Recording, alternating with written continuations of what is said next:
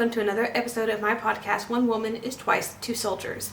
I'm your hostess, Caitlin, with 20 plus years experience within sewing and 12 plus years experience in the hobby of living history.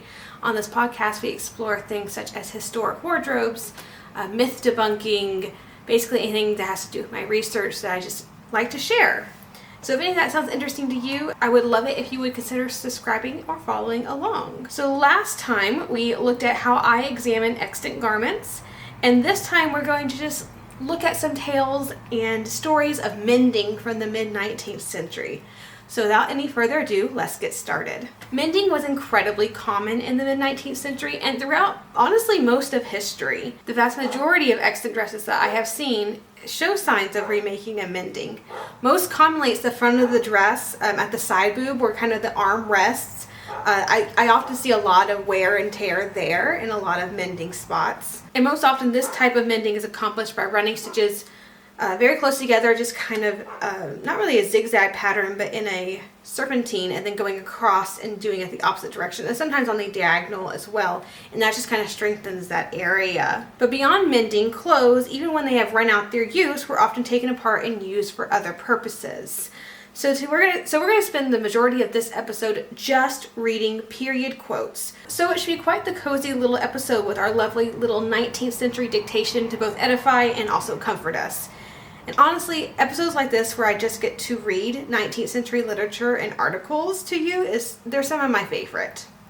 And it's a dreary, wet, spring, kind of cold day here. So it just seems to be like the perfect weather for a little cup of tea and just to listen to some very good mid-19th century talk about mending. We're going to start by reading a story from Godey's Lady's book from 1862.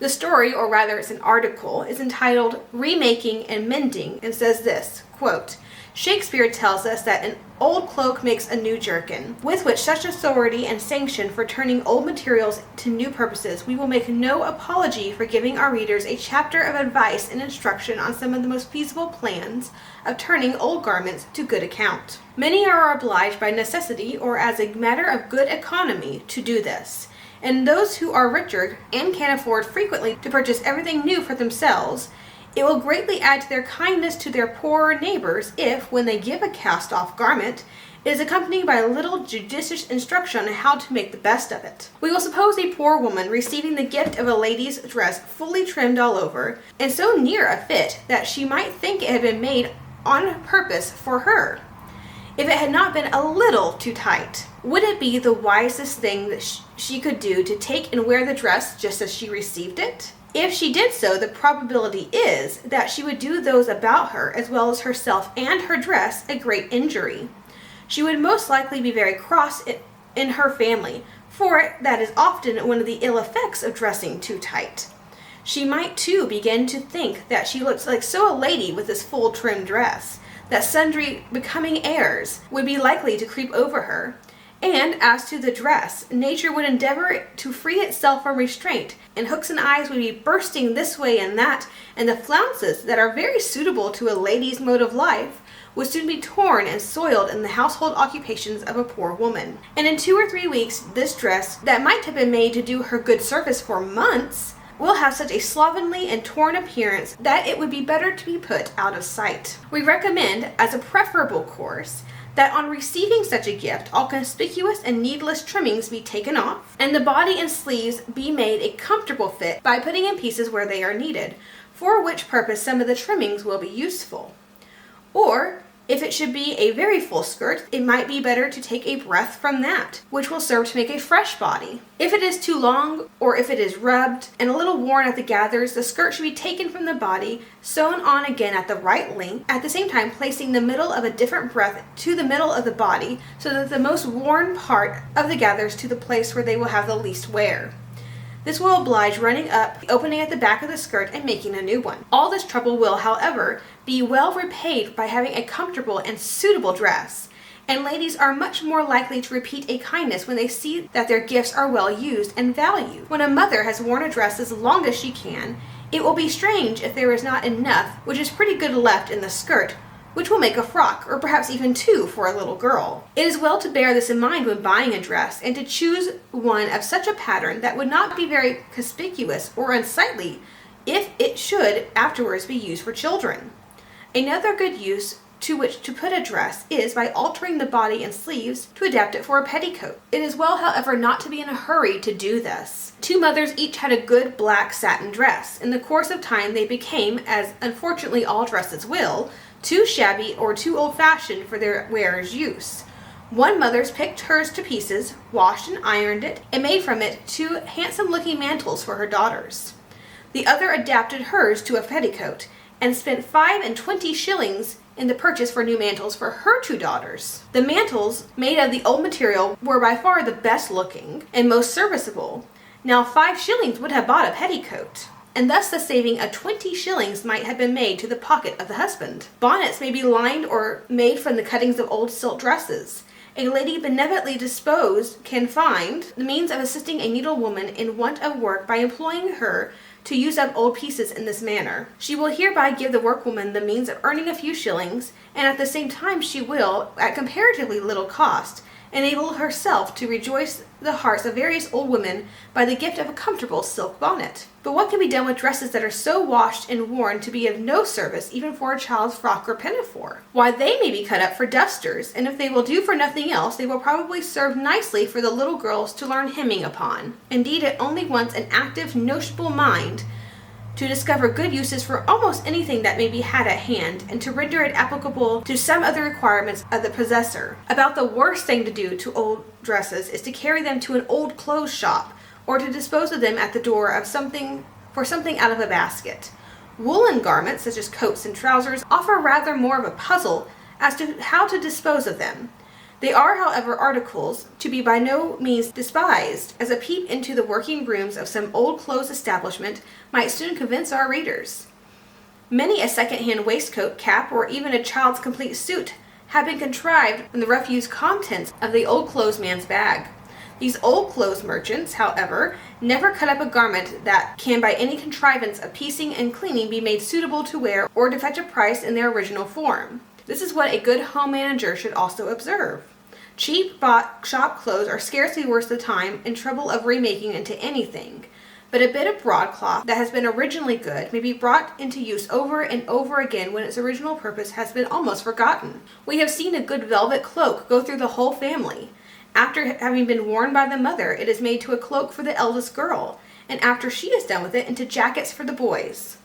In a family of restricted means, where the father is obliged by his line of life or connections to keep up what is called a respectable or genteel appearance, if the mother is a good contriver, very little needs to be purchased for the clothing of her boys until they reach their teens. The clothes that the father is, for the sake of appearance, obliged to lay aside, will afford good material clothing for them. But how often pride, more than the want of knowledge, comes in here, and prevents the mother from doing what she might and could do. She is afraid that, if she herself make clothes for the boys, she is maybe laughed as a hen's tailor, and if she should employ a needlewoman, who could do such things well and inexpensively for her, she is afraid the woman will speak of it, and think her mean for using old clothes, and she will, in preference, buy cheap ready-made clothes, which will not last so long and perhaps not look any better than what she might have obtained for the cost, by using the materials laid by at home. To keep up a genteel appearance by only a small income is a very trying situation to be placed in. Nevertheless, it is the lot of very many, and a wise woman will sure feel that she is not acting meanly if she acts in the accordance of the limits of her husband's purse.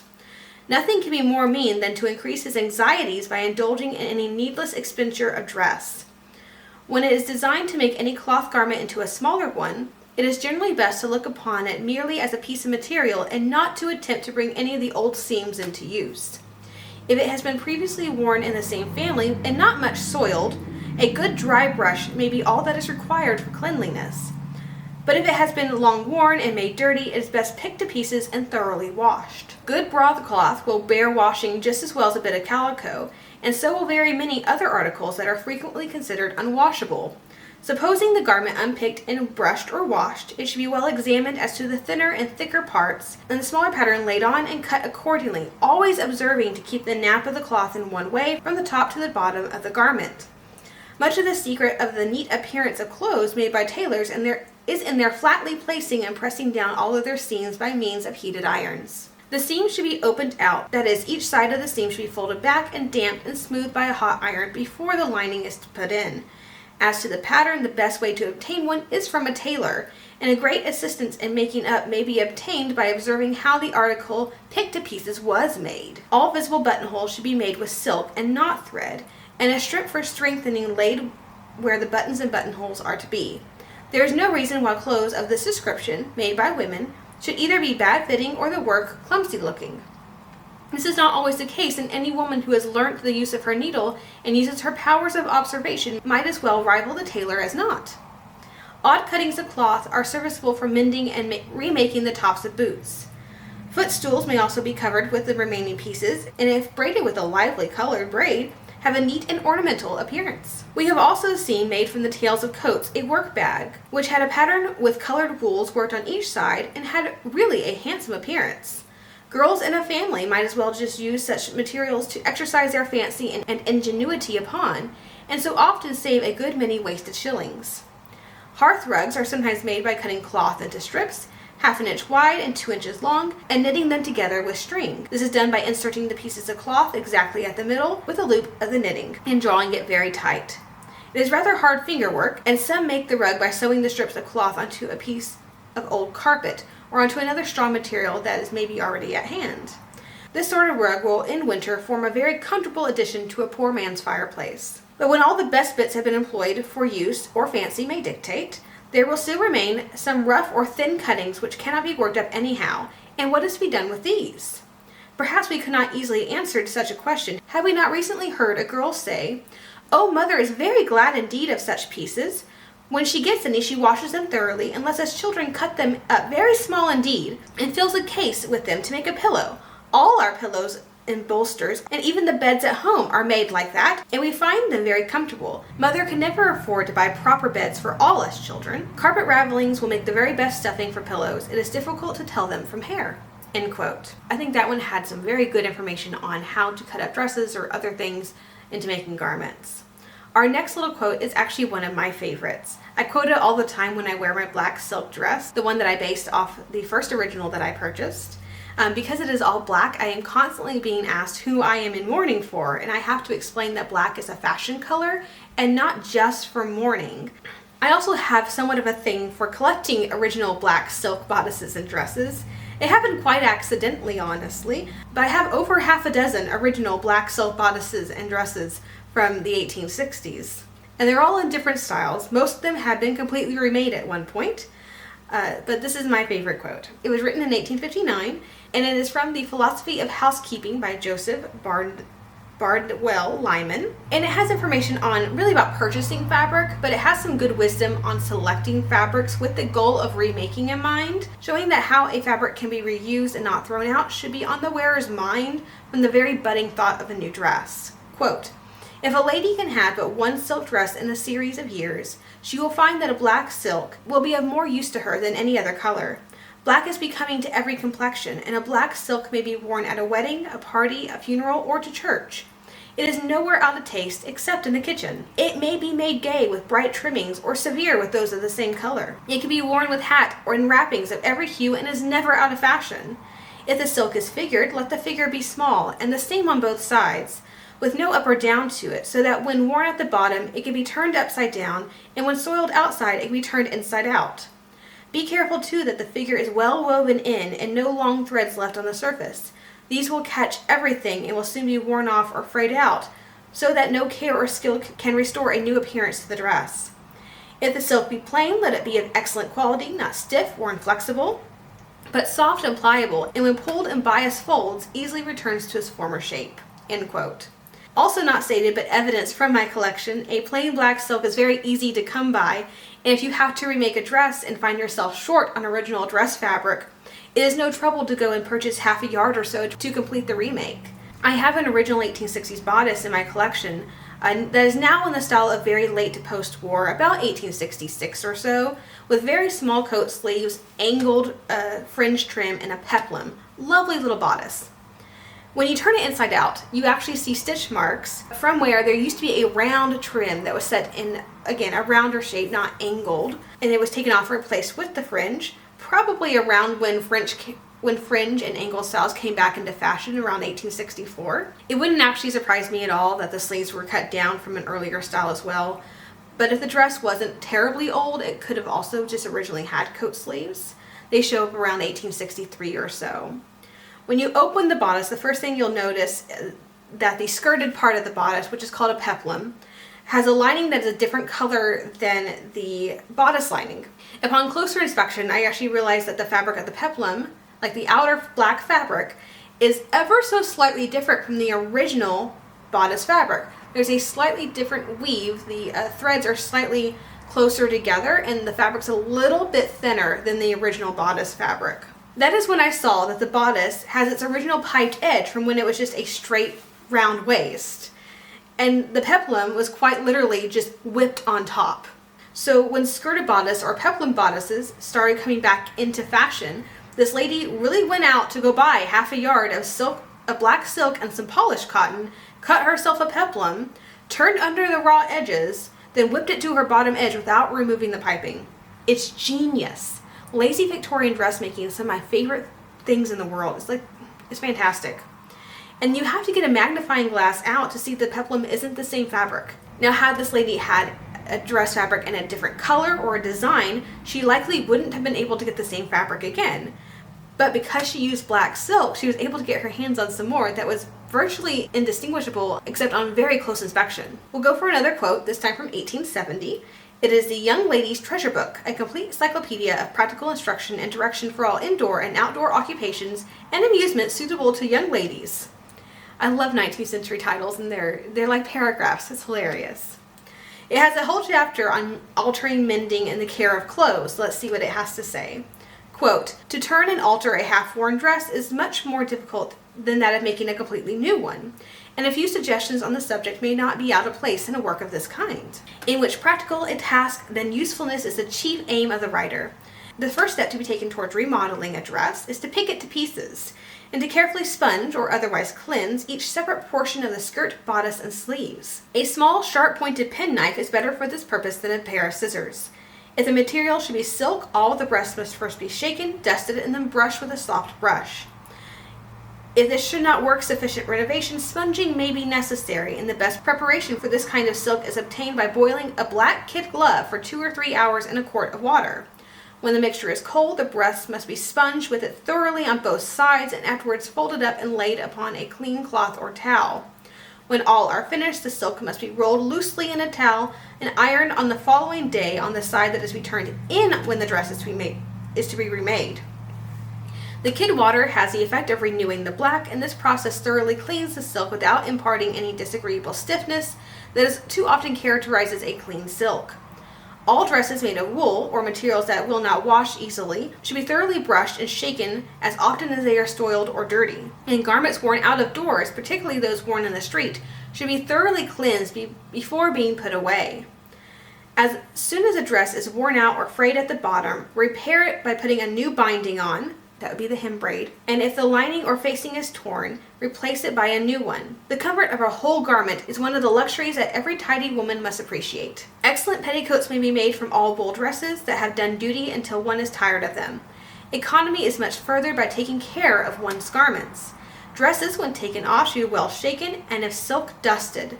If of woolen material, thoroughly brushed. Mantles and jackets the same. Underclothing becomes spoiled and discolored if put away damp. Gloves should not be folded together, but laid flat in a glove box when taken off. Boots should be dusted after being worn in dry weather and dried at some distance from the fire after having been wet. Dresses should not hang too long on a nail. They get into folds that do not look well on the person. Folded smoothly, they should be laid in a deep drawer if not wanted immediately. A shawl that is folded neatly every time it is taken off will look fresh and new for months. If you are afraid that the folds will wear, change them and fold it a different way each time. With velvet, the pieces must be unpicked for dyeing or having the pile raised, but velveteen can usually be done made up. The trimming has, in most cases, the great secret of keeping a permanent good supply of clothing is to replace each article as it wears out, and always to set that needful stitch in time, which, according to proverbial prophecy, saves 9, but judged by our personal experience, saves at least 90. Neatness in sewing is a necessary accomplishment on the part of those who cannot afford to keep a lady's maid, and neatly made clothes last for much longer time than those badly put together, with large, untidy, and uneven seams." End quote. It's not just women and older young ladies, like teenagers and such, that are being taught to mend. This starts very early on, so you often see children being taught to mend as well.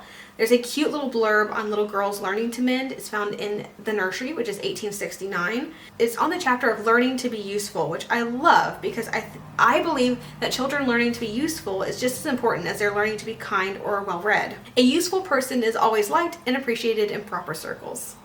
Quote, "Little girls must learn to mend their own dresses. It is not always that mother is by to sew for them.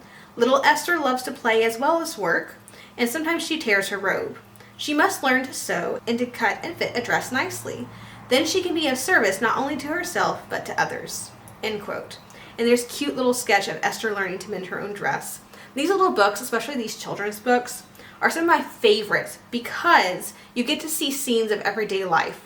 In the one about making coffee for a visiting aunt, Esther's mother is actually wearing a sack and petticoat, which makes my heart happy because that's something you don't often see photographed because it's a very casual at-home wear that was really only worn in the mornings. So to be able to see one and see women actually doing work in them is just awesome. And you don't get to see that unless you actually go to these, I want to say homely children's books, but these books that are kind of cultivating a cozy and comforting home life depicted through pictures. That's when you start to see how things were worn at home, especially through the perspective of children.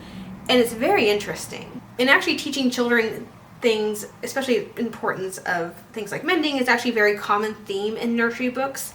The 1863 volume of Mary's Museum has this cute little story on mending. I'm not going to read the whole thing, but I'm just going to read parts, not really a summary. I'm going to quote it, but I'm just going to quote the sections that are relevant to our discussion. So, quote, "Ruth and Robbie obtained permission of their mother to wander out along the bank of the little brook along the marshes and gather flowers and flag leaves. Their busy fingers, however, did not hinder their busier tongues a bit, and they went on telling each other what they would be and do when they were grown, as children are very apt to do. 'I shall contrive some way to get money enough to buy a sewing machine,' said Ruth. 'Then I will learn to make dresses and earn a great deal of money. I will have all the silk dresses I want, and a muff and a parasol, and mother need not work a bit. Won't it be grand?' 'Well, I'm afraid you will never realize your dreams,' said practical Aunt Lois, who overheard the conversation. 'Why not, Auntie?' asked the children. 'A great many poor girls have got sewing machines. There's Hannah Webb has money in the bank, and all of it she earned by dressmaking. Her sister told me so,' said Ruth. 'The reason I think so,' said Aunt Lois, 'is because you do not make the most of what you have. There are 2 hooks off your frock. I see, Ruth, and the skirt is ripped nearly half a finger. The string of your apron is set on with a pin. And when I see these signs, I feel quite sure a girl will never accomplish much unless she changes her course. But this old dress, Aunt Lois, is the one I slipped on just to romp in. Still, it would be a better dress for mending, and if it would, it would be best to mend it. Always make the best of what you have. A dress kept well repaired will outlast 2 kept as that is. Mend up where it needs it, and have it rebound at the bottom, then wash, starch, and iron it neatly, and then it will be as good a morning dress as a little girl needs. All of this you are quite old enough to do yourself, and to save your mother the labor. You must learn how to be faithful in that which is least, if you ever expect to earn your sewing machine, Ruth. But there is no telling what a careful, saving, tidy girl may accomplish in half a dozen years, if she does her best. Now suppose you begin today to set your things aright, put every article into as good a condition as you can, and after they are in order, try your best to keep them so. Remember, a stitch in time saves 9, and although you may not see it now, all of these stitches will be so much better towards your sewing machine. Habits of order formed when you are a child are worth a great deal of money when you are a woman." Ruth's thoughts took quite a new turn after this conversation with her aunt, and when her mother could spare her, she set to work to look over her things. It was a rather discouraging array, but both mother and auntie were pleased with her efforts. So she began at an old gingham dress, which she thought could hardly be made into anything decent. With her aunt's assistance here and there, suggestions about a new wristband for the sleeves, a new cording about the neck, and finally turning the skirt upside down and inside out, you would have never known it was the same dress. "Very well done," said her mother. "You have saved $1 at least by your industry, Ruth." And that was very encouraging, so she kept on diligently until her whole wardrobe had been gone through. Especially did Aunt Lois counsel her to never permit the tiniest eyelet of one of her stockings without having it beautifully embroidered. She likely showed her how to rebind her Sunday shoes, after which they looked as good as new. From her own things she went to Robbie's, and a great help it was to her feeble mother. She became quite skillful with the business, as anyone may in anything they practice often. It was surprising to see how much longer the hard-earned garments lasted after being kept in such a good repair. If you would like to see, you only have to experiment, and I know you will be fully convinced. Who else would like to learn such a useful lesson, one doubtfully useful in these war times? Now, had Ruth kept on dreaming all her days, do you think anything would have ever come of it? No, she was not even in the way of success until that day when she sat down to improve her present condition, humbling though it was. So if you would accomplish anything useful and desirable, set to work faithfully on the materials you have at hand, and it will be the first step in the course which, if followed out, will lead to certain success." End quote. Another one specifically for children would be 1867, the Home Book of Pleasure and Instruction, which we used a lot last year because of the doll clothes patterns in it, but it has a section on teaching children to mend as well. Quote, "Should you have a rent in a dress to repair, use ravelings of the same material. They are easily obtained from turning in the top of the skirt. If you have no pieces, but generally some are left by the dressmaker, and should be kept for such accidents. In mending by piecing, be careful that you do it very neatly, match stripes or patterns on the material artfully, and you will have the triumph of preventing the displacement of your dress. Learn how to make a bow a ribbon and how to trim a bonnet. Young ladies of small means, who are ingenious and tasteful, ought to present a better appearance by making things for themselves than those who, without taste or neatness, spend large sums at the milliner's. I advise you to try and make your own dresses. In order to do this, unpick an old dress that fits you, lay several portions of the body on coarse brown paper with the turnings turned in, trace out the pattern carefully with ink, then draw a line around it, the spaces to be left for turning in, and cut it out. Pin these patterns on your material and cut out the dress, taking care that you do not get two fronts on the same side, if there is to be a right or wrong surface on it. To prevent the possibility of making this mistake, it is well to fold the material and cut both at once. The same may be said in regard to the side bodies. Greater skill is required to putting the skirt to a band than in making a body, in order that it may hang gracefully. But as fashions continually change, we can only advise you to get a good pattern to copy from, and care and patience will ensure your success. If your means render it unnecessary or not expedient to you to make your own dresses, you will find it pleasant power to be able to make up the cotton dress you disdain for some poor neighbor whose want of time for needlework will render her as much obliged for the labor bestowed on it as for the gift itself." End quote. And it's actually not just children and women who are mending. Men of certain professions are also doing their own mending. In a work called Naval Hygiene, quote, "The small stores are principally such articles as required for repairing the sailors' clothes and keeping them in order. This repairing is not only useful as a matter of economy, but the employment gives them those valuable to the moral and social influences in which the aggregate makes existence on shipboard tolerable. We should never object to see a sailor's working clothes patched to any extent, but no raggedness or other want of neatness should be permitted.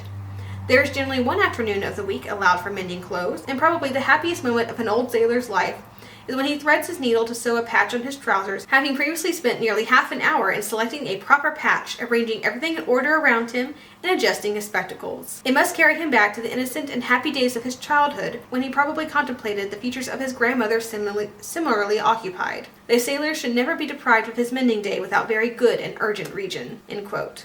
Another section just on general making clothes and making do with clothes would be in 1868. There's the New England Farmer, which had a recurring section in the magazine on domestic economy or how to make the home pleasant. And the May article of 1868 is on women's apparel, its making and mending. Quote, "A woman's fondness for dress is not always proof of her vanity, as is generally asserted. The love of dress frequently springs from a desire to rule or to influence others, sometimes from a wish to improve in a noble personal appearance, while not a few women find in the preparation and arrangement, as well as the wearing of their dress and its ornaments, the gratification of an innate love of the beautiful, and the development of their ideas in order and harmony. We have all witnessed, if we have not experienced, the depressing effect of shabby and inappropriate clothing, and everyone has at times felt exhilaration with the consciousness of being well dressed. It is not vanity nor self-satisfaction, but a delicate and delightful sensation of self-approval, which lends ease and gracefulness of thought and action. Much is said about a woman's extravagance in clothing. This generally proceeds more from ignorance than from recklessness. It takes a great deal of experience besides a keen eye for observation and a clear head for calculation, to be able to follow, even at a moderate rate, the fluctuations of fashion. Every article of clothing should be carefully used, promptly and faithfully mended, and when not in actual service, either folded or hung smoothly away from dust and dampness, where nothing can soil or injure it. It is the duty of housewives to teach by their own example the importance of maintaining an agreeable personal appearance, which can never be accomplished without thorough neatness and tidiness in attire. No nicety or elegance can ever atone for the absence of these virtues, and the influence of a mother's habits in these respects is beyond calculation." End quote. And then back in 1869, we have the young housekeeper as daughter, wife, and mother, forming a perfect young woman's companion, and it has a chapter on making the best of old garments. Quote, "What a wretched-looking family are those Smiths! The poor children almost always go shivering and barefooted, with a few rags hanging on them, altogether insufficient to keep out of the cold, and in decency they make no pretension.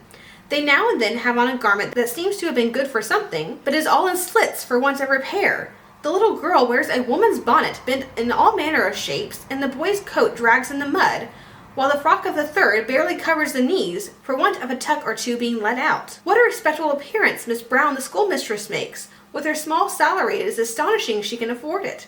She and her family always appear neat and well dressed, in garments suited for the season and to the work they are engaged." Such has often been the remarks of casual observers in regard to the different aspect of the two families whose resources are nearly equal. The Bragg family, however, is the best off in this respect. Upon closer inspection on the difference is easily accounted for. The Smiths lay out several pounds in the course of a year at the drapers and the shoemakers, besides which they receive valuable bundles of clothing from charitable neighbors. But for want of good management and care, purchases and gifts alike fail to secure decency and comfort. As to Mrs. Brown, it is little indeed that she has to spare for the purchase of her clothing, but that little is laid out to the best advantage. Now and then some of her friends send her old garments, especially with the remark, "It's scarcely worth sending, but as bad as it is, Mrs. Brown will surely be able to turn it into good account for herself or for the children." There are doubtless many persons who might find it to their advantage to take a leaf out of Mrs. Brown's book.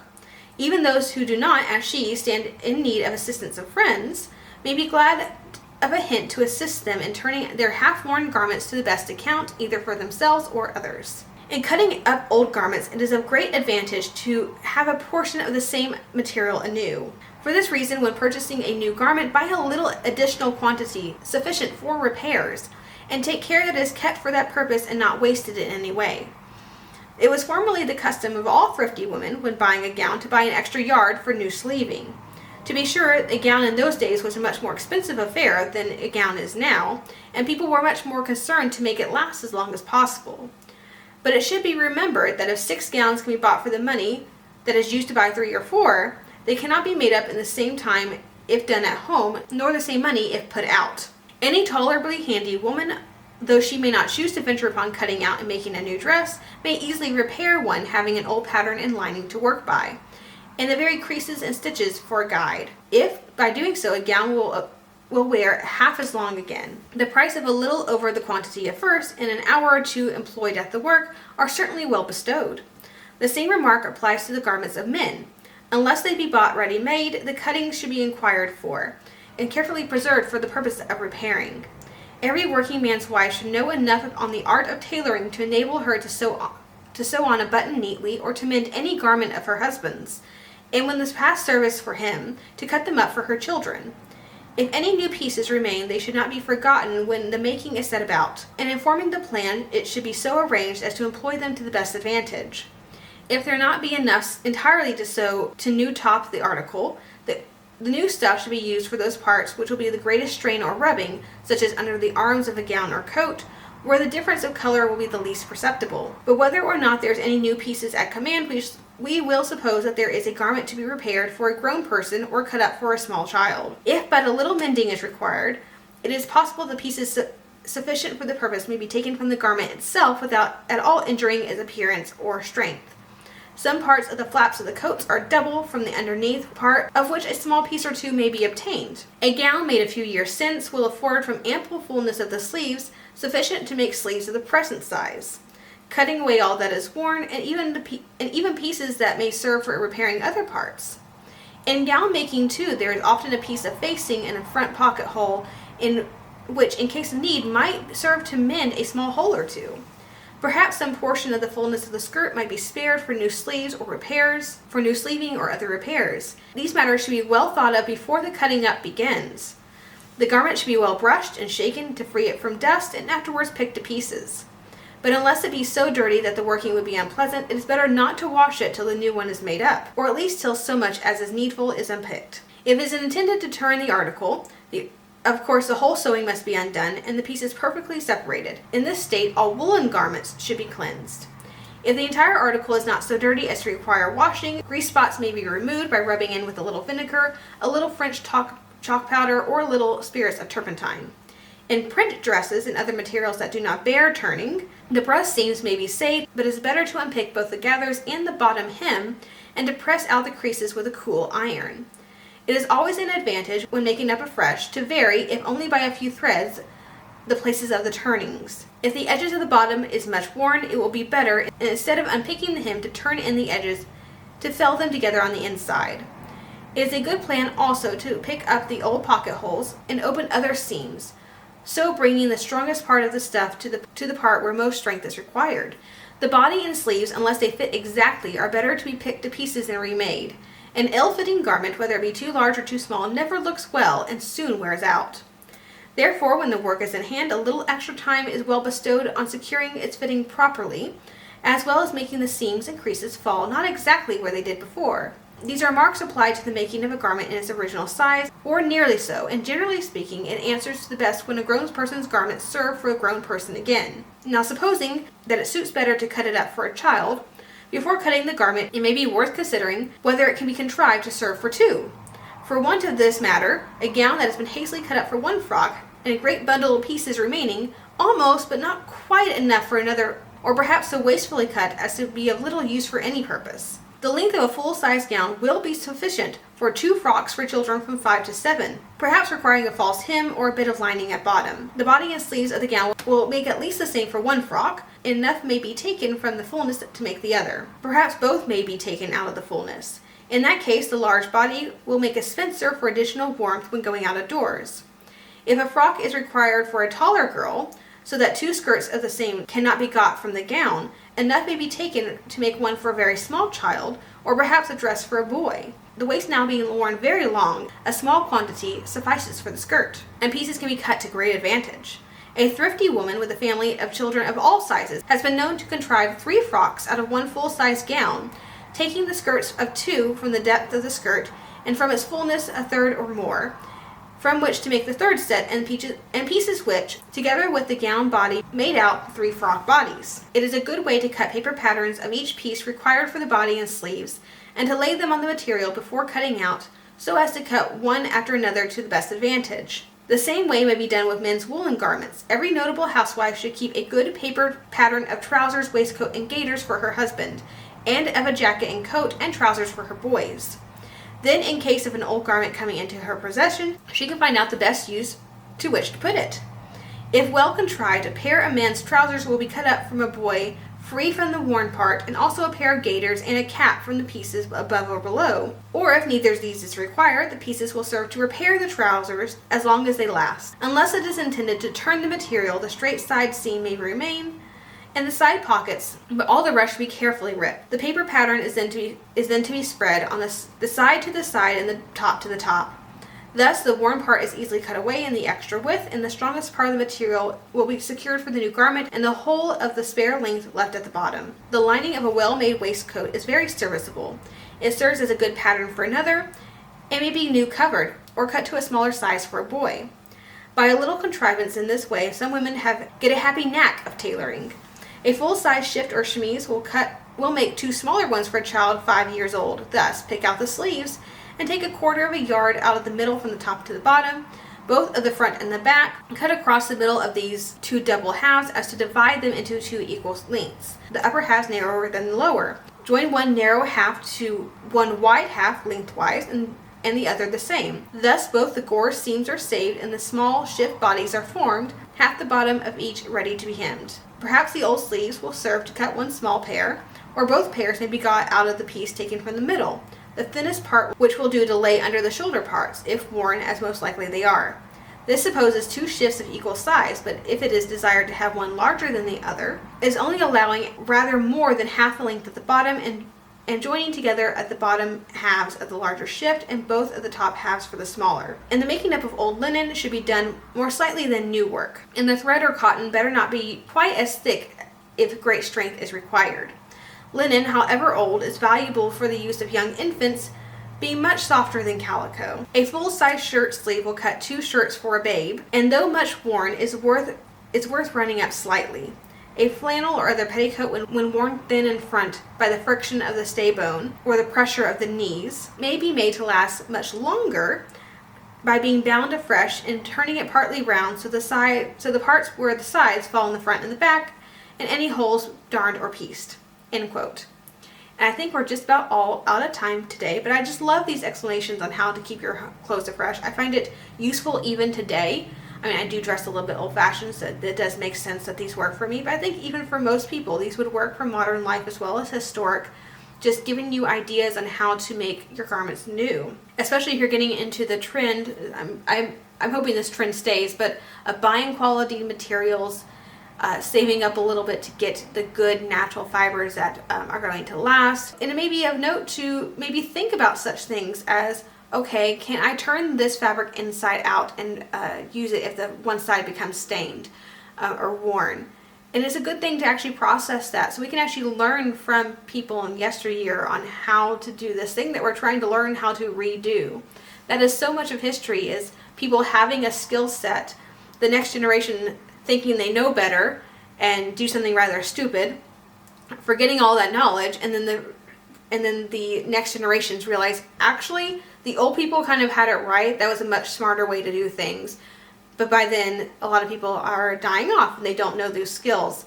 And I think that we've kind of gotten that with clothing. We had a really good idea of how to work clothing, how to use clothing, and then fast fashion came into play and we really lost it for convenience. Honestly, it's convenience and a little bit of price, but mostly it's just convenience. And then now we have all these clothes that are not decomposing in our landfills because they are made of plastics and synthetics, and they are not comfortable or healthful to wear. They may be shedding microplastics and all the other crazy stuff that we're told.